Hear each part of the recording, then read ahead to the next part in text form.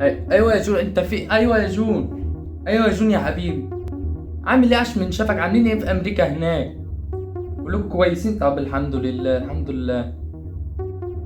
انا بقالي من 2030 قاعد زي القعده دي وشغال الحمد لله، والرزق ماشي والحياه ماشيه. الذكاء الاصطناعي بحر ملوش اخر، دايما بيتوسع من غير نهايه. طب يعني ايه ذكاء اصطناعي او artificial intelligence؟ بكل بساطة هي قدرة الكمبيوتر إن هو يؤدي مهام البشر أحسن وأدق وأسرع من ناحية السلوك والسرعة والأداء. الموضوع بدأ بماتش شطرنج في سنة 1997. شركة IBM الأمريكية عملت ديب بلو، وهو أول كمبيوتر بيلعب شطرنج قدر يكسب أحرف لعيب شطرنج ساعتها، كاسبروف. ديب بلو كان بس البداية نوعا ما تافهة، بس كانت طفرة وصلتنا اللي احنا فيه دلوقتي. بص على الأسامي دي: جوجل، ابل، مايكروسوفت. ما بيجمعهمش حاجه، بيجمعهم حاجه خطيره جدا، وهي البيرسونال اسيستنت. جوجل هوم، كورتانا، سيري، ودي بكل بساطه اداه للتواصل مع الذكاء الاصطناعي. طب ليه؟ كنا عمليات حسابيه. What's 3000 divided by 50؟ Need to update Windows first. هي دي التكنولوجيا. You can do that. هي دي التكنولوجيا. تظبط لك منبه، تشوف الجو من وانت في اوضتك. Tell me the weather. It's 31 degrees and clear in the 6th of October city. وكل ده بيطلع لك مسافة ما بتقول اللي انت عايزه للجهاز ثواني.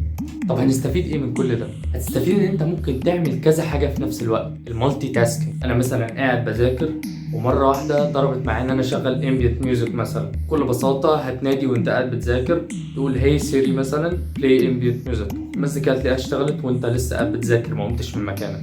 فده انت كده كسبت وقت وكسبت مجهود. طب ليه في دايما جدل على موضوع الذكاء الاصطناعي ده؟ البرامج والروبوتات والكمبيوترز ما بتتطورش، ما بينزلهاش ابديتس. طبعا لما تيجي تتكلم لبرامج لشركات اي كوميرس زي امازون، انت بتتكلم في اسعار فلكيه. فدي من اول المشاكل اللي بتقابل شركات كبيره زي دي، اللي بتستخدم حاجه مهمه قوي اسمها البرودكت ريكومنديشن AI. وده اللي بينتج عنه اللي انت اول ما بتفتح البرنامج بيرشح لك منتجات تشتريها. في بقى مشكله اكبر احنا مش حاسين بيها دلوقتي، ولا هنحس بيها سنه ولا سنتين قدام، ممكن على 2030 كده. الذكاء الاصطناعي هيبتدي ينتشر في الشوارع، بيوصل اكل، بيمسح شبابيك، بيسوق، بيحرس محلات. وخلينا نقرب شويه ندخل جوه البيوت، هتلاقيه بيكنس وبيمسح وبيساعد الانسان كفاءة عالية كمان. وده حلو جدا، انا ما عنديش مانع، بس ده مع الاسف هيؤدي لكسل الانسان، وشوية شوية هيقلل من ذكائه، والروبوتات هتبقى اذكى من الانسان. ان احنا لو انت مركز معايا، احنا قلنا في اول الحلقة ان الذكاء الاصطناعي يقدر يعمل عمليات حسابية بكل بساطة وبكل سرعة. فبالتدريج هتلاقي البني ادمين بيكسلوا يفكروا، ومش بعيد يكسلوا يعيشوا. معلش يا جون، خليك معايا ثانية كده. سيري شيل سباجيتي من على النار يا حبيبي. يا جون، يا جون انت بتروح فين؟ ايوه يا جون، كنا بنقول ايه؟